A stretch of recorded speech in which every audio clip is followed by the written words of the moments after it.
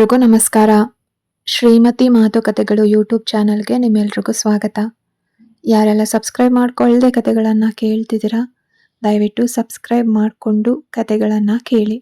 ಕರ್ಣನ ಮನೆಯಲ್ಲಿ ಸತ್ಯ ಜೋರಾಗಿ ಮಾತಾಡಿ ಕರ್ಣನನ್ನ ತಳ್ಳಿ ಹೋದ ವೇಗ ಅವನೆದೆಗೆ ನೋವು ತಂದಿದ್ರು ಅವಳ ನೈತಿಕ ಕೋಪವನ್ನ ಅವನು ಪ್ರಶ್ನಿಸೋಕಾಗ್ಲಿಲ್ಲ. ಸತ್ಯ ಈಗ 2 ತಿಂಗಳ ಗರ್ಭಿಣಿ. ಆ ಆಯಾಸ ಮತ್ತೆ ಹಾರ್ಮೋನ್ ಬದಲಾವಣೆಗಳು ಅವಳ ಕೋಪವನ್ನ ಇನ್ನೂ ಹೆಚ್ಚಿಸಿದ್ವು. ಕರ್ಣ ಮಲ್ಗೋಕೆ ಹೋಗೋದಾಗಿ ಹೇಳಿದಾಗ ಇವನನ್ನ ಎಬ್ಬಿಸ್ದೆ, ಹೇಗಾದ್ರೂ ಇಲ್ಲಿಂದ ಎಸ್ಕೇಪ್ ಆಗ್ಬೇಕು ಅಂತ ಸತ್ಯ ಕಾಲೇಜಿಗೆ ರೆಡಿ ಆದ್ಲು. ಹೇಗಾದ್ರೂ ಒಂದ್ ಕ್ಯಾಬ್ ಹಿಡಿದು ಹೋಗಬಹುದು ಅನ್ನೋ ಯೋಚನೆಯಲ್ಲಿ ಮೆಲ್ಲನೆ ಹೆಜ್ಜೆ ಹಾಕ್ತಾ ಹೊರ ಬಾಗಿಲು ತೆರೆದು ಹೊರಗಡೆ ಬಂದ್ಲು. ಆದ್ರೆ ಅಲ್ಲಿ ಅವಳಿಗೆ ಕಾದಿದ್ದು ಒಂದು ದೊಡ್ಡ ಶಾಕ್. ಮನೆ ಮುಂದೆ ಕರ್ಣನ ಕಾರು ರೆಡಿಯಾಗಿ ನಿಂತಿತ್ತು. ಡ್ರೈವರ್ ಸೀಟ್ನಲ್ಲಿ ಕರ್ಣ ಸ್ಟೈಲ್ ಆದ ಕಪ್ಪು ಟೀ ಶರ್ಟ್ ಮತ್ತೆ ಗ್ರೇ ಕಲರ್ ಟ್ರ್ಯಾಕ್ ಪ್ಯಾಂಟ್ ಹಾಕೊಂಡು ಕೂಲಿಂಗ್ ಗ್ಲಾಸ್ ಸ್ಟೇರಿಂಗ್ ಮೇಲಿಟ್ಕೊಂಡು ಕೂತಿದ್ದ. ಸತ್ಯ ಹೊರಗಡೆ ಬರೋದನ್ನ ನೋಡ್ದವನೇ ಗ್ಲಾಸ್ ಇಳಿಸಿ ತರ್ಲೆ ನಗುವನ್ನ ಬೀರ್ದ. ಏನಮ್ಮ, ನಾನು ನಿದ್ದೆ ಮಾಡೋ ಗ್ಯಾಪ್ ಅಲ್ಲಿ ಎಸ್ಕೇಪ್ ಆಗ್ಬಿಡ್ಬಹುದು ಅಂತನಾ? ಹಾಗೆಲ್ಲ ನಿನ್ನ ಒಂಟಿಯಾಗಿ ಬಿಡಲ್ಲ ಬೇಬಿ. ನನ್ ಹೆಂಡತಿ ಗರ್ಭಿಣಿ, ಅವಳನ್ನ ಈ ಸ್ಥಿತಿಯಲ್ಲಿ ಒಂಟಿಯಾಗಿ ಕಳ್ಸೋಕೆ ನಾನೇನ್ ಹುಚ್ಚಾನ ಅಂತ ಅವನು ಕೂಲ್ ಆಗಿ ಕೇಳಿದಾಗ ಸತ್ಯಗೆ ಕೋಪ ನೆತ್ತಿಗೆರಿತು. ನಿಂಗ್ ಮಾನ ಮರ್ಯಾದೆ ಇಲ್ವೇ ಇಲ್ಲ ಅಲ್ವಾ ಕಣ್ಣು? ಸ್ವಲ್ಪ ಹೊತ್ತಿನ ಹಿಂದೆ ಅಷ್ಟೇ ಕಿಚನ್ ನಲ್ಲಿ ನೀನ್ ಸತ್ರೆ ನನಗೆ ಕಳವಳ ಇಲ್ಲ ಅಂದೆ. ನೀನು ಈಗೇನು ನಡೆದಿರೋ ಹಾಗೆ ಬಂದು ಪ್ರೀತಿ ಮಾಡ್ತಿದ್ಯಾ ಅಂತ ಸತ್ಯ ಸೊಂಟದ ಮೇಲೆ ಕೈ ಇಟ್ಕೊಂಡು ಆವೇಶದಿಂದ ಕೂಗಿದ್ಲು. ಕರ್ಣ ಕಾರಿನಿಂದ ಇಳಿದು ಅವಳ ಹತ್ರಕ್ ಬಂದ. ಸತ್ಯ, ನೀನನ್ನ ಎಷ್ಟು ಬೇಕಾದ್ರೂ ಬೈಬಹುದು, ಇಲ್ಲಾಂದ್ರೆ ಚಪ್ಲಿ ತಗೊಂಡು ಹೊಡಿಬಹುದು, ಆದ್ರೆ ನಾನು ಪದೇ ಪದೇ ನಿನ್ ಹಿಂದೆನೆ ಬರ್ತೀನಿ. ಯಾಕಂದ್ರೆ ನೀನ್ ನನ್ ಹೆಂಡತಿ ಹತ್ರ ಮಾನ ಮರ್ಯಾದೆ ನಾಚಿಕೆ ಇವೆಲ್ಲ ನೋಡಿದ್ರೆ ಯಾವ ಗಂಡಸು ಬದುಕೋಕಾಗಲ್ಲ ಗೊತ್ತಾ? ಈಗ ನಾನು ಪಕ್ಕಾ ಹಸ್ಬೆಂಡ್ ಮೆಟೀರಿಯಲ್ ಅಂತ ಹೇಳಿ ಸಿನಿಮಾ ಹೀರೋನಂತೆ ಕಾರಿನ ಬಾಗ್ಲು ತೆರೆದ. ಸತ್ಯ ಅವನನ್ನ ನೋಡಿ ಮುಖ ಸಿಂಡರಿಸ್ತಾ, ಇದಕ್ಕೇನು ಕಡಿಮೆ ಇಲ್ಲ ರಾಕ್ಷಸ ಅಂತ ಗೊಣಗುಡುತ್ತಲೇ ಒಳಗಡೆ ಕೂದ್ಲು. ಕಾರು ಮೆಲ್ಲನೆ ಚಲಿಸಿತ್ತು. ಸತ್ಯ ಕಿಟಕಿ ಮೂಲಕ ಹೊರಗಡೆ ನೋಡ್ತಾ ಇದ್ರೆ ಕರ್ಣ ನಿಧಾನವಾಗಿ ಹಾಡುಗಳನ್ನ ಹಾಕ್ತಾ. ಆ ಮುಂಜಾನೆಯ ಹೊತ್ನಲ್ಲಿ ಪ್ರೇಮ ಗೀತೆಗಳು ಕಾರಿನೊಳಗಡೆ ಒಂದು ಮಧುರ ಪ್ರೇಮವನ್ನ ಪಸರಿಸಿದ್ವು. ಸತ್ಯ ಕೋಪದಿಂದ ತನ್ನ ಕಾಲೇಜ್ ಬ್ಯಾಗ್ನಿಂದ ಕರ್ಣನನ್ನ ಹೊಡೆದ್ಲು. ಕರ್ಣ ನಗ್ತಲೆ ಕಾರನ್ನ ಪಕ್ಕಕ್ಕೆ ನಿಲ್ಲಿಸ್ದ. ಏಯ್, ಏನಿದು ಜಾಸ್ತಿ ಮಾಡ್ತಿದ್ಯಾ? ಗಾಡಿ ಓಡ್ಸೋವಾಗ ಹೀಗೆ ಹೊಡಿತಾ ಇರ್ತಾರ ಅಂತ ಅವನು ಅಣಕಿಸ್ದಾಗ ಸತ್ಯಗೆ ಕೋಪ ಜಾಸ್ತಿ ಆಯ್ತು. ಎಮ್ಮೆ, ಕಾಡೆಮ್ಮೆ, ಏನ್ ಅನ್ಕೊಂಡಿದ್ಯಾ ನಿನ್ ಮನಸ್ಸಿನಲ್ಲಿ ಅಂತ ಅವಳು ಉಸಿರು ಬಿಡದೆ ಬೈತಾ ಹೋದ್ಲು. ಅವಳಿಗೆ ಕೋಪದಲ್ಲಿ ಮೂಗು ಕೆಂಪಾಗಿ ಉಸಿರಾಟ ಜೋರಾಗಿತ್ತು. ಅವಳ ಮಾತನ್ನ ನಿಲ್ಸೋಕೆ ಕರ್ಣ ಒಂದು ಅದ್ಭುತ ನಿರ್ಧಾರ ತಗೊಂಡ. ತಕ್ಷಣ ಅವಳ ಕಡೆಗೆ ಬಾಗಿ ಅವಳ ಹಠಮಾರಿ ತುಟಿಗಳನ್ನ ತನ್ನ ತುಟಿಗಳಿಂದ ಬಂಧಿಸ್ತ. ಸತ್ಯ ಅಚ್ಚರಿಗೊಂಡ್ಲು. ಅವನ ಅಪ್ಪುಗೆ ಉಷ್ಣತೆ ಆ ದಿಢೀರ್ ಚುಂಬನ ಅವಳನ್ನ 1 ನಿಮಿಷ ಸ್ತಬ್ಧಗೊಳಿಸಿತ್ತು. ಕೆಲ ಕ್ಷಣಗಳ ಕಾಲ ಆ ಕಾರಿನೊಳಗಡೆ ಅವರಿಬ್ಬರ ಉಸಿರಾಟದ ಶಬ್ದ ಮಾತ್ರ ಕೇಳಿಸ್ತಿತ್ತು. ಕಿಟಕಿಗಳು ಮುಚ್ಚಿದ್ವು. ನಿಧಾನವಾಗಿ ಅವಳ ತುಟಿಯ ರುಚಿಯನ್ನ ಸವಿದ ಕರ್ಣ ಅವಳು ಅವನನ್ನ ತಳ್ಳೋಕೆ ಪ್ರಯತ್ನಿಸಿದ್ಲು. ಆದ್ರೆ ಅವಳ ಕೈಗಳನ್ನ ತನ್ನ ಒಂದೇ ಕೈಯಲ್ಲಿ ಹಿಡಿದವನು ಅವಳ ತುಟಿಗಳನ್ನ ಸವಿತಾ ಇದ್ರೆ ಅವಳಿಗೆ ತನಗಾಗಿ ಅವಳು ಹಂಬಲಿಸ್ತಿದ್ದ ದಿನಗಳು ನೆನಪಾಗಿ ಕಣ್ಣೀರು ಜಿನುಗಿತ್ತು. ಅದನ್ನ ಅರಿತ ಕರ್ಣ ಮೆಲ್ಲನೆ ಅವಳನ್ನ ಬಿಟ್ಟು ಅವಳ ಕೆಂಪಾದ ತುಟಿಗಳನ್ನ ತನ್ನ ಹೆಬ್ಬೆರಳಿನಿಂದ ಒತ್ತಿ ಸವಿದ. ಅವನ ಕಣ್ಣುಗಳಲ್ಲಿ ಪ್ರೀತಿ ತುಂಬಿತ್ತು. ಹೊಡೆಯೋ ಕೈಗೆ ಗೊತ್ತಿದೆ ನನ್ ಮೇಲೆ ಇರೋ ಹಕ್ಕು, ಆದ್ರೆ ಈ ತುಟಿಗೆ ಯಾಕೆ ಹೇಳೋಕ್ ಗೊತ್ತಾಗ್ತಿಲ್ಲ? ನೆನ್ಪಿದ್ಯಾ ಸತ್ಯ, ನಮ್ಮ ಮೊದಲ ದೀಪಾವಳಿಗೆ ಊರಿಗೆ ಹೋದಾಗ ಆ ಬಾಳೆ ತೋಟದ ಒಳಗಡೆ ಹೀಗೆಯೇ ನಿನ್ನನ್ನ ಬಂಧಿಸಿದ್ದೆ. ಅಂದು ಆ ಬಾಳೆ ಎಲೆಗಳ ಸದ್ದುಗಳ ನಡುವೆ ನೀನ್ ಕೊಟ್ಟ ಆ ತುಟಿಯ ರುಚಿ ಇದೆಯಲ್ಲ, ಅದಿಂದಿಗೂ ನನ್ನ ನಾಲಿಗೆಯಲ್ಲಿದೆ ಅಂತ ಅವನ ಧ್ವನಿಯಲ್ಲಿ ಕಾಮ ಮತ್ತೆ ಪ್ರೀತಿ ಎದ್ದು ಕಾಣಿಸ್ತಿತ್ತು. ಸತ್ಯ ಅವನನ್ನ ತೀಕ್ಷ್ಣವಾಗಿ ನೋಡಿದ್ಲು. ಆದ್ರೆ ಕರ್ಣ ಅವಳ ಮುಖವನ್ನ ಇನ್ನೂ ಹತ್ತಿರಕ್ಕೆ ಎಳ್ಕೊಂಡ. ಆ 20 ದಿನಗಳಲ್ಲಿ ನಾವಿಬ್ರು ಪ್ರಪಂಚವನ್ನೇ ಮರ್ತಿದ್ವಿ. ಸತ್ಯ, ರಾತ್ರಿ ಇಡೀ ನಿನ್ನ ಅಪ್ಕೊಂಡು ನಿನ್ನ ಪ್ರತಿಯೊಂದು ಚಲನೆಯನ್ನ ಸವಿದ ಆ ಕ್ಷಣಗಳು, ಹಗಲ್ನಲ್ಲಿ ಕೂಡ ನಿನ್ನನ್ನ ಒಂಟಿಯಾಗಿ ಬಿಡೋಕೆ ಮನ್ಸಿಲ್ದೆ ನಾನ್ ಮಾಡಿದ್ದ ಆ ಸಣ್ಣ ಸಣ್ಣ ಜಗಳಗಳೆಲ್ಲ ಮರ್ತು ಹೋಯ್ತಾ? ಇವತ್ತೇನು ಎಮ್ಮೆ ಕಾಡೆಮ್ಮೆ ಅಂತ ಬೈತಿದ್ಯಾ ಅಂದ ಅವನು. ಕರ್ಣನ ಕೈ ಅವಳ ತುಟಿಯ ಅಂಚನ್ನ ಮೆಲ್ಲಗೆ ಸವರಿತು. ಈ ತುಟಿಗಳು ನನಗಾಗಿ ಮಾತ್ರ ಸತ್ಯ. ಅಂದು ಅನುಭವಿಸಿದ ಅದೇ ರುಚಿ ಇಂದಿಗೂ ಕಡಿಮೆ ಆಗಿಲ್ಲ. ಇನ್ನು ಎಷ್ಟು ದಿನ ಹೀಗೆ ದೂರದಲ್ಲಿಟ್ಟು ನನ್ನನ್ನು ಕೊಲ್ತೀಯ? ಆಗ್ತಿಲ್ಲ ಸತ್ಯ. ನಾನು ಮನುಷ್ಯನೇ, ನನಗೂ ಭಾವನೆಗಳಿರುತ್ತವೆ. ಹೀಗೆ ಪಪ್ಪಾಯಿ ಹಣ್ಣಿನಂತ ಹೆಂಡತಿಯ ಹತ್ರ ಇಟ್ಕೊಂಡು ಸನ್ಯಾಸಿ ಥರ ಇರೋದು ಎಷ್ಟು ನೋವು ಗೊತ್ತಾ? ಇಂದು ಕಣ್ಣಲ್ಲಿ ಮತ್ತೆ ಧ್ವನಿಯಲ್ಲಿ ಒಂದು ಅಮಲಿನೊಂದಿಗೆ ಮಾತಾಡ್ದ ಕರ್ಣ. ಸತ್ಯ ಒಂದು ನಿಮಿಷ ಅವನ ಕಣ್ಣನ್ನ ನೋಡಿದ್ಲು. ಅವನ ಪ್ರೀತಿಯ ಆಳ ಅವಳಿಗೆ ಅರ್ಥವಾದ್ರು. ತನ್ನ ಅಹಂಕಾರ ಮತ್ತೆ ಹಠ ಅವಳನ್ನ ತಡೆಯುತ್ತಿದ್ವು. ತಕ್ಷಣ ಎಚ್ಚೆತ್ಕೊಂಡವಳು ಅವನ ಕೈಯನ್ನ ತಳ್ಳಿದ್ಲು. ಆಯ್ತಾ ನಿನ್ ಕತೆ? ನೋಡು ಕಣ್ಣು, ಈ ತರಹದ ಐಸಿಡೋ ಮಾತುಗಳಿಗೆಲ್ಲ ಮೊರಳಗಳು ನಾನಲ್ಲ. ಸುಮ್ನೆ ಗಾಡಿ ತೆಗಿ, ನಾನು ಓದ್ಬೇಕು. ಅಲ್ಲಿ ಹೋಗಿ ನಿನ್ನ ಈ ಕೀಳು ನೆನಪುಗಳನ್ನೆಲ್ಲ ಯೋಚಿಸೋಕೆ ನಂಗೆ ಸಮಯ ಇಲ್ಲ. ನಿನ್ಗೆ ಇದೆಲ್ಲ ರಸಿಕತೆ ಇರಬಹುದು, ಆದ್ರೆ ನನಗೀಗ ಇದು ಕಿರಿಕಿರಿ ಆಗ್ತಿದೆ. ಸ್ಟಾರ್ಟ್ ದಿ ಕಾರ್ ಅಂತ ಅವಳು ಗಟ್ಟಿಯಾಗಿ ಹೇಳಿದ್ಲು. ಕರ್ಣ ಅವಳನ್ನ ನೋಡಿ ನಕ್ಕ. ಕೀಳು ನೆನಪುಗಳ? ಸರಿ ಬಿಡು. ಅವತ್ತು ಹಾಸಿಗೆಲಿ ನನ್ನನ್ನ ಅಪ್ಕೊಂಡು ಬಿಡ್ಬೇಡ ಅಂತ ಹೇಳಿದಾಗ ಓದ್ಬೇಕು ಅಂತ ನೆನ್ಪಿರ್ಲಿಲ್ವಾ? ಓಕೆ, ಸದ್ಯಕ್ಕೆ ನಿನ್ ಹಠನೇ ಗೆಲ್ಲಿ. ಆದ್ರೆ ಇವತ್ ರಾತ್ರಿ ನಿನ್ನನ್ನ ನೋಡ್ಕೊಳ್ತೀನಿ ಅಂತ ಹೇಳಿ ಕರ್ಣ ಕಾರು ಸ್ಟಾರ್ಟ್ ಮಾಡ್ದ. ಹಾಗೆಲ್ಲ ಹಗಲುಗನ್ಸು ಕಾಣ್ಬೇಡ. ನೀನೇನಾದ್ರೂ ಕಣ್ಣು ನನ್ ಮೇಲ್ ಕೈ ಇಟ್ರೆ ಆ ಕೈಯನ್ನ ಕತ್ತರಿಸ್ಬಿಡ್ತೀನಿ ಅಂತ ಹೇಳಿ ಸತ್ಯ ಕಿಟಕಿಯ ಕಡೆಗೆ ಮುಖ ತಿರುಗಿಸ್ಕೊಂಡ್ಲು. ಅವಳ ಮುಖದಲ್ಲಿ ಕೋಪವಿದ್ರು. ಅವಳ ತುಟಿಯಲ್ಲಿ ಇನ್ನು ಕರ್ಣನ ತುಟಿಯ ಬೆಚ್ಚಗಿನ ಸ್ಪರ್ಶವಿತ್ತು. ಅವಳ ಹೃದಯ ಅವನು ಹೇಳಿದ ಆ ಬಾಳೆ ತೋಟ ಮತ್ತೆ ಬೆಡ್ರೂಮ್ ನೆನಪುಗಳಲ್ಲಿ ಒಂದು ಕ್ಷಣ ತೇಲಿತ್ತು. ಕಾಲೇಜಿನ ಬಳಿ ಕರ್ಣ ಕಾರ್ ನಿಲ್ಲಿಸ್ದ. ಸತ್ಯ ಇಳಿಯುವಾಗ ಅವಳ ಕೈ ಹಿಡಿದು ತಡ್ದ. ಸತ್ಯ, ಮಧ್ಯಾಹ್ನ ನಾನು ಬರ್ತೀನಿ. ನಾನು ಬೆಳಗ್ಗೆ ಕ್ಲಾಸ್ಗೆ ಬರಲಿಲ್ಲ ಅಂತ ನೀನು ಫೀಲ್ ಮಾಡಬೇಡ, ಓಕೆನಾ? ಆಗಾಗ ನಿನಗೆ ಮೆಸೇಜ್ ಮಾಡ್ತೀನಿ. ಆಮೇಲೆ ಮಧ್ಯಾಹ್ನ ನಾನು ಕ್ಲಾಸ್ ತಗೊಳ್ಳೋಕೆ ಬರುವಾಗ ನನ್ನ ಹೆಂಡತಿ ತುಂಬ ಬ್ರಿಲಿಯಂಟ್ ಆಗಿರಬೇಕು. ಯಾಕಂದ್ರೆ ಇವತ್ತು ನನ್ನ ಎಲ್ಲಾ ಪ್ರಶ್ನೆಗಳು ನಿನ್ನನ್ನೇ ಕೇಂದ್ರೀಕರಿಸಿರುತ್ತೆ. ಅದಕ್ಕೆ ರೆಡಿಯಾಗಿರು ಬೇಬಿ ಅಂತ ಕಣ್ಣು ಹೊಡೆದ ಕರ್ಣ. ಸತ್ಯ ಅವನ ಕೈಯನ್ನ ಬಿಡಿಸಿ, ರಾಕ್ಷಸ, ಇವನ್ ದೊಡ್ಡ ಇವನು ಅಂತ ಜೋರಾಗಿ ಬೈದು ಸ್ಟಿಕ್ ಇಲ್ಲದೆ ಮೆಲ್ಲನೆ ಕ್ಲಾಸ್ ರೂಮ್ ಕಡೆಗೆ ನಡೆದ್ಲು. ಅವಳು ಹೋಗೋದನ್ನೇ ಖುಷಿಯಿಂದ ನೋಡ್ತಿದ್ದ ಕರ್ಣ. ಈ ರಾಕ್ಷಸ ನಿನಗ್ ಮಾತ್ರ ಸತ್ಯ ಅಂತ ತನಗ್ ತಾನೇ ಹೇಳ್ಕೊಂಡು ಕಾರನ್ನ ಸ್ಟಾರ್ಟ್ ಮಾಡ್ದ. ಅರ್ಜುನ್ ಸೀತಾಳನ್ನ ಕರ್ಕೊಂಡು ಕಾಲೇಜ್ಗೆ ಹೊರಟ. ಕಾರು ನಿಧಾನವಾಗಿ ರಸ್ತೆಯಲ್ಲಿ ಸಾಗ್ತಿತ್ತು. ಕಾರಿನೊಳಗೆ ಭಾರವಾದ ಮೌನ ಆವರಿಸಿತ್ತು. ಸೀತಾ ಕಿಟಕಿ ಹೊರಗೆ ಏನನ್ನೋ ನೋಡ್ತಿದ್ರು. ಅವಳ ಕಣ್ಣುಗಳಲ್ಲಿ ಏನನ್ನೋ ಕಳ್ಕೊಂಡ ತಲ್ಲಣವಿತ್ತು. ಅರ್ಜುನ್ ಆಗಾಗ ಅವಳನ್ನ ನೋಡ್ತಲೇ ಕಾರು ಚಲಾಯಿಸ್ತಿದ್ದ. ಅವಳು ಮೌನವಾಗಿರೋದು ಅವನಲ್ಲಿ ಅಪರಾಧಿ ಭಾವನೆಯನ್ನ ಉಂಟು ಮಾಡಿತ್ತು. ಆರಾಧನಳ ಹೊಟ್ಟೆಯಲ್ಲಿ ಬೆಳೆತಿರೋದು ತನ್ನ ವಂಶದ ಕುಡಿ ಅನ್ನೋ ಸತ್ಯ ಸೀತಾ ಮನಸ್ಸನ್ನ ಎಷ್ಟು ನೋಯಿಸ್ತಾ ಇರಬಹುದು ಅನ್ನೋದು ಅವನಿಗೆ ತಿಳಿದಿತ್ತು. ಹೆಣ್ಣಾಗಿ ಅವಳು ತೋರಿಸ್ತಿರೋ ಈ ವಿಶಾಲ ಮನೋಭಾವದ ಮುಂದೆ ತಾನು ಎಷ್ಟು ಚಿಕ್ಕವನು ಅಂತ ಅವನಿಗೆ ಅನ್ನಿಸ್ತು. ಸೀತಾ ಅಂತ ಅರ್ಜುನ್ ಮೆಲ್ಲಗೆ ಕರೆದ. ಅವಳು ದಿಗಿಲುಗೊಂಡು ಅವನ ಕಡೆಗೆ ತಿರುಗಿದ್ಲು. ಏನಾದ್ರೂ ಮಾತಾಡು ಸೀತಾ, ಹೀಗೆ ಮೌನವಾಗಿದ್ರೆ ನನಗೇನೋ ಒಂಥರ ಆಗ್ತಿದೆ ಅಂದ ಅರ್ಜುನ್. ಸೀತಾ ಒಂದು ಮಂದಹಾಸ ಬೀರಿದ್ಲು. ಆದ್ರೆ ಆ ನಗುವಿನಲ್ಲಿ ನೋವು ಎದ್ದು ಕಾಣಿಸ್ತಿತ್ತು. ಏನ್ ಮಾತಾಡ್ಲಿ? ಎಲ್ಲವನ್ನ ಮಾತನಾಡಿ ಆಯ್ತಲ್ಲ.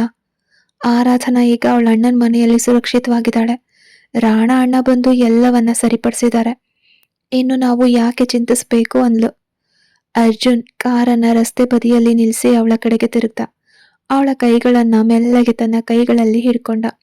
ಹೊರಗಡೆ ಕಾಣೋ ಈ ಮೌನ ನಿನ್ನ ಮನಸ್ಸಿನೊಳಗಡೆ ಇಲ್ಲ ಅನ್ನೋದು ನನಗೆ ಗೊತ್ತು ಸೀತಾ. ನನ್ನ ವಂಶದ ಕುಡಿಯನ್ನ ಮತ್ತೊಬ್ಳು ಹೊತ್ತಿದ್ದಾಳೆ ಅನ್ನೋ ನೋವು ನಿನ್ನನ್ನ ಎಷ್ಟು ಕಾಡ್ತಿದೆ ಅಂತ ನನಗೆ ಅರ್ಥ ಆಗ್ತಿದೆ. ತಿಳಿಯದೆ ನಡೆದ ತಪ್ಪು ಅದು. ಆದ್ರೆ ಅದಕ್ಕೆ ಶಿಕ್ಷೆಯನ್ನು ನೀನು ಅನುಭವಿಸ್ತಿರೋದು ನನಗೆ ನೋವು ತರ್ತಿದೆ ಅಂತ ಅರ್ಜುನ್ ಗದ್ಗದಿದ ಸ್ವರದಲ್ಲಿ ಹೇಳ್ದ. ಸೀತಾ ಅವನ ಕಣ್ಣುಗಳನ್ನ ನೇರವಾಗಿ ನೋಡಿದ್ಲು. ಅರ್ಜುನ್, ಆ ಮಗುವಿನ ಮೇಲೆ ನನಗೆ ಯಾವುದೇ ದ್ವೇಷ ಇಲ್ಲ. ಅದು ನಿಮ್ಮ ರಕ್ತ, ನಮ್ಮ ಕುಟುಂಬದ ಜೀವ. ಆ ಮಗುವಿನ ಮೇಲೆ ನನಗೆ ಕಾಳಜಿ ಇದ್ದೇ ಇದೆ. ಆದ್ರೆ ಹೆಂಡತಿಯಾಗಿ ನನ್ನ ಜಾಗದಲ್ಲಿ ಮತ್ತೊಬ್ಳು ಬಂದು ನಿಂತ ಆ ಕ್ಷಣವನ್ನ ಅಷ್ಟು ಸುಲಭವಾಗಿ ಮರೆಯೋಕ್ ನನ್ನಿಂದ ಸಾಧ್ಯ ಇಲ್ಲ. ಅದು ನನ್ನ ಮುಖದಲ್ಲಿ ಕಾಣಿಸ್ತಿದೆ.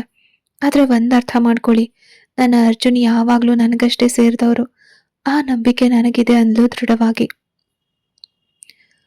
ಅರ್ಜುನ್ ಭಾವುಕನಾಗಿ ಅವಳ ಕುತ್ತಿಗೆಯಲ್ಲಿದ್ದ ತಾಳಿನ ಮುಟ್ಟಿ ಹಣೆಗೆ ಮೆಲ್ಲಗೆ ಮುತ್ತಿಟ್ಟ. ಈ ಜಗತ್ನಲ್ಲಿ ನೀನು ನನಗೆ ಸಿಕ್ಕಿದ್ದು ನಾನು ಮಾಡಿದ ಪುಣ್ಯ ಸೀತಾ. ನಿನ್ನ ಈ ಪ್ರೀತಿಗೆ ನಾನು ಏನು ಪ್ರತಿಯುಪಕಾರ ಮಾಡಲಿ ಅಂತ ತಿಳಿದಿಲ್ಲ. ಆದರೆ ಒಂದು ಮಾತ್ರ ಸತ್ಯ, ನಿನ್ನ ಕಣ್ಣಲ್ಲಿ ಇನ್ಮುಂದೆ ಒಂದು ಹನಿ ಕಣ್ಣೀರು ಕೂಡ ಬರದಂತೆ ನಾನು ನೋಡ್ಕೊಳ್ತೀನಿ ಅಂದ. ಸ್ವಲ್ಪ ದೂರ ಹೋದ ನಂತರ ಸೀತಾ ಏನೋ ಹೇಳೋಕ್ ಬಂದು ಮತ್ತೆ ಮುಖವನ್ನ ತಿರುಗಿಸ್ಕೊಂಡ್ಲು. ಅವಳ ಬೆರಳುಗಳು ಸೀರೆಯ ತುದಿಗಳನ್ನ ಬಿಗಿಯಾಗಿ ಹಿಚುಕ್ತಿದ್ವು. ಅವಳ ಆಳವಾದ ಚಿಂತನೆಯನ್ನ ಕಂಡ ಅರ್ಜುನ್ ಮೆಲ್ಲಗೆ ಅವಳ ಭುಜ ಮುಟ್ತ. ಸೀತಾ, ಏನೋ ಹೇಳೋಕ್ ಬಂದು ಯಾಕೆ ಹಿಂಜರಿತಿದ್ಯಾ? ಮನಸ್ಸಿನಲ್ಲಿ ಯಾವುದನ್ನು ಇಟ್ಕೋಬೇಡ. ಏನೇ ಇದ್ರೂ ನನ್ನ ಹತ್ರ ಹೇಳು ಅಂದ ಮೃದುವಾಗಿ. ಸೀತಾ ಅವನನ್ನ ನೋಡಿದ್ಲು. ಅವಳ ಕಣ್ಣುಗಳಲ್ಲಿ ಕಂಬನಿ ತುಂಬಿದ್ವು. ಇಲ್ಲ ರೀ, ಅದು ಈಗ ಹೇಳ್ಬೇಕಾದ ವಿಷಯ ಅಲ್ಲ. ಸಮಯ ಬಂದಾಗ ನಾನೇ ಹೇಳ್ತೀನಿ ಅಂತ ಜಾರ್ಕೊಳ್ಳೋಕೆ ಪ್ರಯತ್ನಿಸಿದ್ಲು. ಇಲ್ಲ ಸೀತಾ, ಈಗ ನೀನು ಹೇಳಲೇಬೇಕು. ನಿನ್ನ ಮನಸ್ಸು ಭಾರವಾಗಿದ್ರೆ ನನಗೂ ನೆಮ್ಮದಿಯಾಗಿರೋಕ್ ಸಾಧ್ಯವಿಲ್ಲ. ಹೇಳು ಅಂತ ಅವನು ಒತ್ತಾಯಿಸಿದಾಗ ಸೀತಾ ಒಂದು ದೀರ್ಘ ಉಸಿರು ತೆಗೆದುಕೊಂಡು ಅವನನ್ನ ನೇರವಾಗಿ ನೋಡಿದ್ಲು. ಅರ್ಜುನ್, ಆ ಆರಾಧನೆಗೆ ಮಗು ಹುಟ್ಟಿದ ಮೇಲೆ ಆ ಬರ್ತ್ ಸರ್ಟಿಫಿಕೇಟ್ನಲ್ಲಿ ತಂದೆ ಹೆಸರಲ್ಲಿ ನಿಮ್ಮ ಹೆಸರೇ ಇರುತ್ತಲ್ವಾ ಅಂತ ಅವಳು ಕೇಳಿದ ಆ ಒಂದೇ ಪ್ರಶ್ನೆ ಅರ್ಜುನ್ನ ಹೃದಯವನ್ನೇ ಹಿಂಡಿ ಬಿಟ್ಟಿತ್ತು. ಅವಳ ಧ್ವನಿಯಲ್ಲಿ ಇದ್ದ ಆ ನೋವು, ಹೆಂಡತಿಯಾಗಿ ತಾನಿರುವಾಗಲೇ ಮತ್ತೊಬ್ಬಳಿಗೆ ತಂದೆ ಅನ್ನೋ ಸ್ಥಾನ ಸಿಗ್ತಿದೆಯಲ್ಲ ಅನ್ನೋ ಆತಂಕ ಎದ್ದು ಕಾಣಿಸ್ತಿತ್ತು. ಇದು ಅರ್ಜುನನ ಅಪರಾಧಿ ಭಾವನೆಯ ಉತ್ತುಂಗಕ್ಕೆ ಕರ್ಕೊಂಡು ಹೋಗಿತ್ತು. ಆ ಪ್ರಮಾಣ ಪತ್ರದಲ್ಲಿ ತನ್ನ ಗಂಡನ ಹೆಸರಿನ ಪಕ್ಕದಲ್ಲಿ ಮತ್ತೊಬ್ಬಳ ಹೆಸರು ಬರೋದನ್ನ ನೆನಪಿಸ್ಕೊಳ್ಳೋ ಆ ಕ್ಷಣ ಸೀತಾ ಮನಸ್ಸು ತತ್ತರಿಸಿತ್ತು. ಅರ್ಜುನ್ಗೆ ಮಾತೆ ಬರಲಿಲ್ಲ. ಕಾರು ತಾನಾಗಿಯೇ ಒಂದು ಬದಿಯಲ್ಲಿ ನಿಂತಿತ್ತು. ಮರುಕ್ಷಣವೇ ಅವನು ಸೀತಾಳನ್ನ ಸೆಳೆದು ತನ್ನ ಎದೆಯಲ್ಲಿ ಹುದುಗಿಸ್ಕೊಂಡ. ಅವಳ ಭುಜದಲ್ಲಿ ಮುಖ ಹೂತವನು ಸಣ್ಣ ಮಗುವಿನಂತೆ ಜೋರಾಗಿ ಅಳತೊಡಗಿದ್ದ. ನನ್ನನ್ನು ಕ್ಷಮಿಸ್ಬಿಡು ಸೀತಾ, ನನ್ನನ್ನು ಕ್ಷಮಿಸ್ಬಿಡು. ನಿನಗೆ ನಾನು ಎಷ್ಟು ದೊಡ್ಡ ನೋವು ಕೊಡ್ತಿದ್ದೀನಿ ಅಂತ ಈಗ ನನಗೆ ಅರ್ಥ ಆಗ್ತಿದೆ. ಆ ಕಾಗದದಲ್ಲಿ ಯಾವ ಹೆಸರಿದ್ರೂ ನನ್ನ ಮನಸ್ಸಿನಲ್ಲಿ ನಿನ್ನ ಹೆಸರು ಮಾತ್ರ ಇರುತ್ತೆ. ಈ ಜನ್ಮದಲ್ಲಿ ನಿನ್ನನ್ನು ಬಿಟ್ಟು ಬೇರೆ ಯಾರನ್ನು ನನ್ನ ಹೆಂಡತಿಯಾಗಿ ಸ್ವೀಕರಿಸೋದಿಲ್ಲ. ಆ ಮಗುವಿಗೆ ತಂದೆಯಾಗಿ ನಾನಿದ್ರು ನನ್ನ ಜೀವವಾಗಿ ನೀನ್ ಮಾತ್ರ ಇರ್ತೀಯ ಅಂತ ಅರ್ಜುನ್ ಅಳ್ತಲೇ ಹೇಳ್ದ. ಅರ್ಜುನ ಕಣ್ಣೀರು ಅವಳ ಭುಜವನ್ನ ನೆನೆಸಿದಾಗ ಸೀತಾಗೆ ತನ್ನ ನೋವು ಮರೆತು ಅವನ ಆ ವೇದನೆ ದೊಡ್ಡದಾಗಿ ಕಂಡಿತ್ತು. ತನ್ನ ಗಂಡ ಇಷ್ಟು ನೊಂದ್ಕೊಳ್ತಾನೆ ಅಂತ ಅವಳು ನಿರೀಕ್ಷೆ ಮಾಡಿರ್ಲಿಲ್ಲ. ಮೆಲ್ಲಗೆ ಅವನ ಬೆನ್ನನ್ನ ಸವರಿದ್ಲು. ಏನಾಗಿದೆ ನಿಮಗೆ? ಅಳಬೇಡಿ. ನಾನು ನಿಮ್ಮನ್ನ ಕಷ್ಟಪಡಿಸ್ಬೇಕು ಅಂತ ಹೀಗೆ ಕೇಳಲಿಲ್ಲ. ನನ್ನ ಮನಸ್ಸಿನಲ್ಲಿದ್ದ ಒಂದು ಸಣ್ಣ ಭಯ ಅಷ್ಟೆ. ನೀವು ಅಳ್ತಿದ್ರೆ ನಮ್ಮ ಜೀವವೇ ಹೋಗುವಂತೆ ನೋವಾಗ್ತಿದೆ. ದಯವಿಟ್ಟು ನನಗೋಸ್ಕರ ಅಳಬೇಡಿ ಅಂತ ಅವಳು ಕೂಡ ಅತ್ಲು. ಅರ್ಜುನ್ ಮೆಲ್ಲಗೆ ಎದ್ದು ಅವಳ ಹಣೆಗೆ ಒತ್ತಾಗಿ ಮುತ್ತಿಕ್ದ. ಈ ಕ್ಷಣ ನಾನು ನಿನ್ಗೊಂದು ಮಾತು ಕೊಡ್ತೀನಿ ಸೀತಾ. ಆ ಮಗು ನಮ್ಮ ಮನೆಗೆ ಬಂದ್ರು ಅದು ನಿನ್ನ ಮಗುವಾಗಿಯೇ ಬೆಳೆಯುತ್ತೆ. ನಿನಗೆ ತಿಳಿದೆ ನಾನು ಯಾವುದೇ ನಿರ್ಧಾರ ತೆಗೆದುಕೊಳ್ಳುವುದಿಲ್ಲ. ನೀನೇ ನನ್ನ ಜಗತ್ತು ಅಂದ ದೃಢವಾಗಿ. ಸೀತಾ ಕಣ್ಣೀರು ಹಾಕ್ತಲೇ ನಕ್ಲು. ಇಬ್ಬರ ನಡುವೆ ಇದ್ದ ಆ ನೋವು ಕಣ್ಣೀರಿನಿಂದ ತೊಳೆದು ಹೋಗಿ ಪ್ರೀತಿ ಇನ್ನಷ್ಟು ಬಲವಾಯ್ತು. ಸರಿರಿ, ಇನ್ ಮುಂದೆ ಇದ್ರ ಬಗ್ಗೆ ಮಾತಾಡಬೇಡಿ, ಕಣ್ಣೋರ್ಸ್ಕೊಳ್ಳಿ, ಕಾಲೇಜ್ ಬಂತು ಅಂದ್ಲು ಸೀತಾ. ಅರ್ಜುನ್ ಕನ್ನಡಿಯಲ್ಲಿ ತನ್ನ ಮುಖ ನೋಡಿ ಸರಿಪಡಿಸ್ಕೊಂಡು ಕಾರ್ ಸ್ಟಾರ್ಟ್ ಮಾಡ್ದ.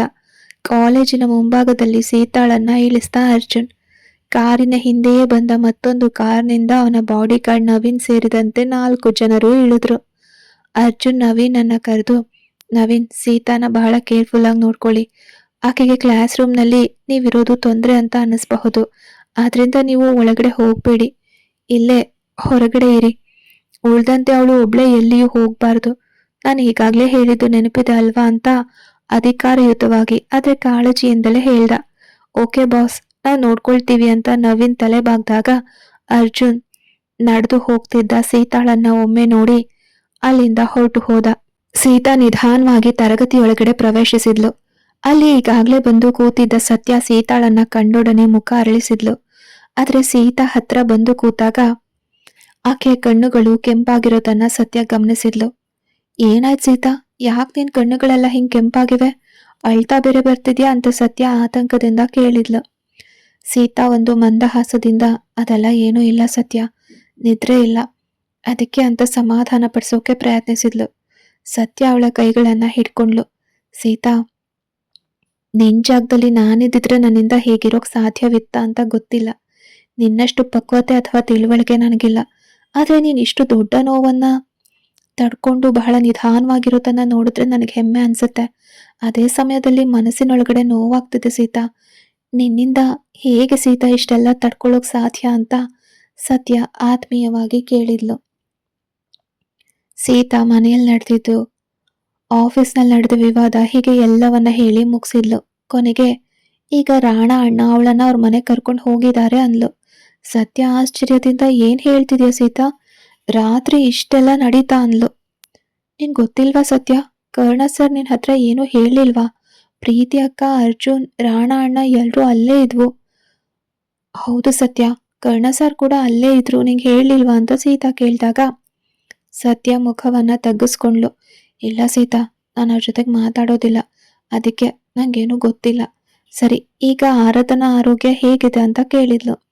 ಈಗ ಪರವಾಗಿಲ್ಲ ಸತ್ಯ, ಆದ್ರೆ ಅವಳ ಗರ್ಭಕೋಶ ತುಂಬಾ ವೀಕ್ ಆಗಿದೆ ಅಂತ ಡಾಕ್ಟರ್ ಹೇಳಿದ್ದಾರೆ. ತುಂಬಾ ಕೇರ್ಫುಲ್ ಆಗಿ ನೋಡ್ಕೋಬೇಕು. ಅದನ್ನ ನೆನಪಿಸ್ಕೊಂಡ್ರೆ ನಂಗೆ ಭಯ ಆಗುತ್ತೆ. ಒಂದು ಹೆಣ್ಣು ಮಗುವನ್ನ ಹೊತ್ತಿರುವಾಗ ಇಷ್ಟು ನೋವು ಅನುಭವಿಸ್ಬಾರ್ದು ಅಂತ ಅನ್ಸುತ್ತೆ ಅಂತ ಸೀತಾ ಹೇಳುವಾಗ ಅವಳ ಧ್ವನಿ ತಣ್ಣಗಾಗಿತ್ತು. ಸತ್ಯ ತನ್ನ ಹೊಟ್ಟೆಯನ್ನ ನಿಧಾನವಾಗಿ ಸವರ್ಕೊಂಡ್ಲು. ತನಗಾಗ್ತಿರೋ ಅನುಭವವನ್ನ ನೆನಪಿಸ್ಕೊಂಡು ಅವಳಿಗೆ ಸೀತಾನ ಉನ್ನತ ವ್ಯಕ್ತಿತ್ವ ಅರ್ಥವಾಯ್ತು. ಸೀತಾ, ನಿನ್ನಂತ ಮನಸ್ಸು ಯಾರಿಗೂ ಬರೋದಿಲ್ಲ. ನಿನ್ನಷ್ಟು ವಿಶಾಲ ಮನೋಭಾವ ಯಾರಿಗೂ ಇರೋಕ್ಕೂ ಸಾಧ್ಯ ಇಲ್ಲ. ನಿನ್ನ ಈ ಒಳ್ಳೆ ಮನಸ್ಸಿಗೆ ನಿನ್ಗೆ ಯಾವುದೇ ಕೆಟ್ಟದ್ದು ಆಗೋದಿಲ್ಲ. ಧೈರ್ಯವಾಗಿರು ಅಂತ ಹೇಳಿದ್ಲು ಸತ್ಯ. ಅಷ್ಟರೊಳಗಡೆ ತರಗತಿಯೊಳಗಡೆ ಅರ್ಚನಾ ಮೇಡಮ್ ಬಂದಾಗ ಅವರ ನಡುವಿನ ಭಾವನಾತ್ಮಕ ಮಾತುಕತೆ ತಾತ್ಕಾಲಿಕವಾಗಿ ನಿಂತಿತ್ತು. ಅರ್ಚನಾ ಮೇಡಮ್ ಅವರ ಕ್ಲಾಸ್ ಒಂದು ರೀತಿಲಿ ಮುಗಿತು. ಮಧ್ಯಾಹ್ನ ಊಟದ ಸಮಯದಲ್ಲಿ ಸೀತಾ ಮತ್ತೆ ಸತ್ಯ ಕ್ಯಾಂಟೀನಲ್ಲಿ ಮಾತಾಡ್ತಿದ್ರೆ ಸತ್ಯ ಮನಸ್ಸು ಮಾತ್ರ ಕರ್ಣ ಬೆಳಗ್ಗೆ ಹೇಳಿದ ಆ ಸವಾಲಿನಲ್ಲೇ ಇತ್ತು. ಇವತ್ತು ನನ್ನ ಎಲ್ಲಾ ಪ್ರಶ್ನೆಗಳು ನಿನ್ನನ್ನೇ ಗುರಿಯಾಗಿಟ್ಕೊಳ್ತವೆ ಅಂತ ಅವನು ಹೇಳಿದ್ದು ಅವಳಿಗೆ ನಡುಕ ಹುಟ್ಟಿಸಿತ್ತು. ಮಧ್ಯಾಹ್ನದ ಊಟದ ನಂತರ ವಿದ್ಯಾರ್ಥಿಗಳೆಲ್ಲರೂ ತರಗತಿಯಲ್ಲಿ ಕೂತಿದ್ರು. ಸರಿಯಾಗಿ ಮಧ್ಯಾಹ್ನ 2 ಗಂಟೆಗೆ ಕರ್ಣ ಒಳಗಡೆ ಬಂದ. ಅವನು ಧರಿಸಿದ್ದ ಆ ಮೆರೂನ್ ಬಣ್ಣದ ಶರ್ಟ್ ಮತ್ತೆ ಕೈಯಲ್ಲಿದ್ದ ಲ್ಯಾಪ್ಟಾಪ್ ಬ್ಯಾಗ್ ಅವನ ನರರೋಗ ತಜ್ಞ ಅನ್ನೋ ಗೌರವವನ್ನ ಹೆಚ್ಚಿಸ್ತಿತ್ತು. ಒಳಗಡೆ ಬಂದವನು ಇತರ ವಿದ್ಯಾರ್ಥಿಗಳನ್ನ ನೋಡೋದಕ್ಕಿಂತ ಹೆಚ್ಚಾಗಿ 4ನೇ ಬೆಂಚ್ನಲ್ಲಿ ಕೂತಿದ್ದ ಸತ್ಯಾಳನ್ನ ಒಂದು ಸಲ ನೋಡಿ ತುಟಿಯಲ್ಲಿ ಒಂದು ತುಂಟ ನಗು ಬೀರ್ದ. ಸತ್ಯ ಅವನನ್ನ ನೋಡ್ದಂತೆ ಮುಖ ತಿರುಗಿಸ್ಕೊಂಡ್ಲು. ಅವಳಿಗೆ ಗೊತ್ತು, ಇವತ್ತು ಅವನು ತನ್ನನ್ನ ಸುಮ್ಮನೆ ಬಿಡೋದಿಲ್ಲ ಅಂತ. ಸತ್ಯ ಆ ಟೇಬಲ್ನಲ್ಲಿ ಕೂತು ಪಾಠ ಗಮನಿಸ್ತಿರೋ ಹಾಗೆ ಕಾಣಿಸ್ತಿಲ್ಲ. ಅದಕ್ಕೆ ಇಲ್ಲಿ ಮುಂದಿನ ಟೇಬಲ್ಗೆ ಬಾ ಅಂದ. ಸತ್ಯಂಗೆ ಗಾಬರಿ ಆಯ್ತು. ಮುಂದಿನ ಟೇಬಲ್ಲ ಅಂತ ಅವಳು ಗೊಣಗಿದ್ಲು. ಹೌದು, ಇಲ್ಲಿ ಬಾ ಅಂದ. ಸೀತಾ ಅಂತ ಸತ್ಯ ಸೀತಾ ಕಡೆಗೆ ನೋಡಿದ್ಲು. ಓಹೋ, ಇಬ್ರು ಬೇರ್ಪಡೋಕ್ ಸಾಧ್ಯವಿಲ್ವಾ? ಸರಿ, ಇಬ್ರು ಮುಂದೆ ಬನ್ನಿ ಅಂತ ಕರ್ಣ ಹೇಳಿದಾಗ, ಇಲ್ಲ ಸರ್, ನಾವು ಪಾಠನ ಸರಿಯಾಗಿ ಗಮನಿಸ್ತಿದೀವಿ, ನಾವು ಇಲ್ಲೇ ಅಂತ ಪೂರ್ತಿ ಹೇಳುವಷ್ಟರಲ್ಲಿ ಒಬ್ಬ ಮೇಷ್ಟ್ರು ಹೇಳಿದ್ರೆ ಗೌರವ ಇರಬಾರ್ದಾ? ಇದು ನಿನ್ ಮನೆ ಅಲ್ಲ ಮಿಸ್ಸಸ್ ಸತ್ಯಕರ್ಣ, ಇದು ಕಾಲೇಜು. ಇಲ್ಲ, ನಿನ್ ಪ್ರೊಫೆಸರು, ನಾನು ಹೇಳೋದನ್ನ ಕೇಳು ಅಂದ ಕರ್ಣ. ಉಳ್ದಿರೋ ವಿದ್ಯಾರ್ಥಿಗಳೆಲ್ಲ ಅವನ್ ಮಾತು ಕೇಳಿ ನಕ್ರು. ಪ್ಲೀಸ್ ಸೈಲೆನ್ಸ್ ಅಂತ ಮೃದುವಾದ ನಗುವಿನೊಂದಿಗೆ ಹೇಳಿ ಮುಂದಿದ್ದ 2 ವಿದ್ಯಾರ್ಥಿನಿಯರನ್ನ ಅಲ್ಲಿಂದ ಕಳಿಸಿ ಇವರನ್ನ ಜಾಗದಲ್ಲಿ ಕೂರಿಸ್ತ. ಸತ್ಯ ಹಲ್ಲು ಕಚ್ಕೊಂಡು ಕೋಪದಿಂದ ಕುತ್ಕೊಂಡ್ಲು. ಮತ್ತೆ ಯಾವಾಗ ಬೇಕಾದ್ರೂ ಎಲ್ಲಿ ಬೇಕಾದ್ರೂ ಕೂತ್ಕೋ, ಆದ್ರೆ ನನ್ನ ಕ್ಲಾಸ್ನಲ್ಲಿ ನೀನ್ ಮುಂದೆನೆ ಕುತ್ಕೋಬೇಕು. ಯಾಕೆಂದ್ರೆ ಈಗೀಗ ನೀನ್ ಸರಿಯಾಗಿ ಪಾಠನೇ ಗಮನಿಸ್ತಿಲ್ಲ. ಓದೋ ಪಾಠ ಮೆದುಳಿನಲ್ಲಿ ಸರಿಯಾಗಿ ಉಳಿಬೇಕಲ್ಲ, ಅದಕ್ಕೆ ಈ ಕಠಿಣ ಕ್ರಮ ಅಂತ ಅವನು ಹುಬ್ಬೇರಿಸಿದಾಗ ಸತ್ಯ ಗೊಣಗಿದ್ಲು. ಈಗ ನಗುವಿನ ಜೊತೆಗೆ ಅವನು ಟೇಬಲ್ ಬಳಿ ನಡೆದ. ನ್ಯೂರೋಲಜಿ ಆಫ್ ಎಮೋಷನ್ಸ್ ಅಂತ ಬರ್ದ. ಓಕೆ ಸ್ಟೂಡೆಂಟ್ಸ್, ಇವತ್ ನಾವು ನೋಡಲಿರೋ ವಿಷಯ ತುಂಬಾ ಆಸಕ್ತಿದಾಯಕವಾಗಿದೆ. ಮನುಷ್ಯನಿಗೆ ಯಾಕೆ ಕೋಪ ಬರುತ್ತೆ, ಆ ಸಮಯದಲ್ಲಿ ನಮ್ಮ ಮೆದುಳಿನಲ್ಲಿರೋ ನ್ಯೂರಾನ್ಗಳು ಹೇಗೆ ಕೆಲಸ ಮಾಡುತ್ತೆ ಅಂತ ಇವತ್ ನೋಡ್ಲಿದೀವಿ ಅಂತ ಎಲ್ರನ್ನ ನೋಡುವಂತೆ ಕೈ ತಟ್ಟಿ ಹೇಳ್ದ. ಕೆಲವರಿಗೆ ಅನಗತ್ಯ ಕೋಪ ಬರುತ್ತೆ, ಮುಖ ನೋಡಿದ ತಕ್ಷಣ ಕಂಡುಹಿಡಿಬಹುದು. ಅಂತಹವರ ನರಮಂಡಲ ಹೇಗೆ ವರ್ತಿಸುತ್ತೆ ಅಂತ ಯಾರಿಗಾದ್ರೂ ಗೊತ್ತಾ ಅಂತ ಕೇಳಿ ನೇರವಾಗಿ ಸತ್ಯಾಳ ಕಡೆಗೆ ನೋಡ್ದ ಕರ್ಣ. ಸತ್ಯಾಳನ್ನ ನೋಡಿದ ಕರ್ಣ, ಮಿಸಸ್ ಸತ್ಯಕರ್ಣ, ನೀವೇ ಹೇಳಿ. ಒಬ್ರು ತುಂಬಾ ಆಕ್ರೋಶದಿಂದ ಇನ್ನೊಬ್ರನ್ನ ಕಚ್ಚೋಕ್ ಬರ್ತಾರೆ ಅನ್ಕೊಳ್ಳೋಣ. ಆಗ ಅವರ ಮೆದುಳಿನಲ್ಲಿರೋ ಅಮಿಗ್ಡಾಲ ಏನ್ ಕೆಲಸ ಮಾಡುತ್ತೆ ಅಂತ ನಗುವನ್ನ ಅಡಗಿಸ್ಕೊಂಡು ಕೇಳ್ದ. ಸತ್ಯಂಗ್ ವಿಷಯ ಅರ್ಥ ಆಯ್ತು. ಅವಳು ಬೆಳಗ್ಗೆ ಕಾರ್ನಲ್ಲಿ ಆಫೀಸ್ ಆವರಣದಲ್ಲಿ ತಾನು ಬೈದದ್ದನ್ನ ಮತ್ತೆ ಇದಕ್ಕೂ ಮೊದಲು ಒಮ್ಮೆ ಅವನನ್ನ ಕಚ್ಚಿದ್ದನ್ನ ಇಟ್ಕೊಂಡು ಅವನು ತನ್ನನ್ನ ಲೇವಡಿ ಮಾಡ್ತಿದ್ದಾನೆ ಅಂತ ಅವಳು ಗೊತ್ತಿತ್ತು. ಅವಳು ಕೋಪವನ್ನ ಅಡಗಿಸ್ಕೊಂಡು ಎದ್ದು ನಿಂತ್ಲು. ಸರ್, ಅಮಿಗ್ಡಲ ಅಂದ್ರೆ ಭಯ ಮತ್ತೆ ಕೋಪನ ಹೊರಹಾಕೋ ಕೇಂದ್ರ. ಒಬ್ರು ಅನ್ಯಾಯವಾಗಿ ತೊಂದರೆ ಕೊಟ್ಟಾಗ ಆತ್ಮರಕ್ಷಣೆಗಾಗಿ ಆ ಆಕ್ರೋಶ ಬರುತ್ತೆ ಅಂತ ಕರ್ಣನನ್ನೇ ನೋಡ್ತಾ ತಿರುಗೇಟು ನೀಡಿದ್ಲು ಸತ್ಯ. ಕರ್ಣ ಲಘುವಾಗಿ ನಕ್ಕ. ಗುಡ್. ಆದ್ರೆ ಅಮಿಗ್ಡಲ ಒಬ್ರ ಮೇಲೆ ಅತಿಯಾದ ಪ್ರೀತಿ ಇದ್ದಾಗ್ಲೂ ಬರುತ್ತೆ. ಕೆಲವು ಪ್ರಚೋದನೆಗಳನ್ನ ಉಂಟು ಮಾಡತ್ತೆ. ಅದನ್ನ ಕೆಲವರು ಕೋಪ ಅಂತ ತಪ್ಪಾಗಿ ಅರ್ಥ ಮಾಡ್ಕೊಳ್ತಾರೆ. ಒಬ್ರು ಹೊಡಿತಾರೆ ಅಂದ್ರೆ ಅದು ದ್ವೇಷದಿಂದಲೇ ಹೊಡಿತಾರೆ ಅಂತ ಹೇಳೋಕ್ ಸಾಧ್ಯ ಇಲ್ಲ. ಆ ಏಟ್ನಲ್ಲಿ ಒಂದು ಅಧಿಕಾರ ಬೆರೆತ ಪ್ರೀತಿ ಇರಬಹುದು. ಮೆಡಿಕಲ್ ಸೈನ್ಸ್ ಪ್ರಕಾರ ಅದಕ್ಕೆ ಏನ್ ಹೆಸರು ಅಂತ ಅವನು ಕಣ್ಣು ಮಿಟುಕಿಸಿ ಕೇಳಿದಾಗ ತರಗತಿಯಲ್ಲಿ ನಗುವಿನ ಸದ್ದು ಕೇಳಿಸಿತ್ತು. ಕತೆ ಮುಂದುವರಿಯುತ್ತೆ.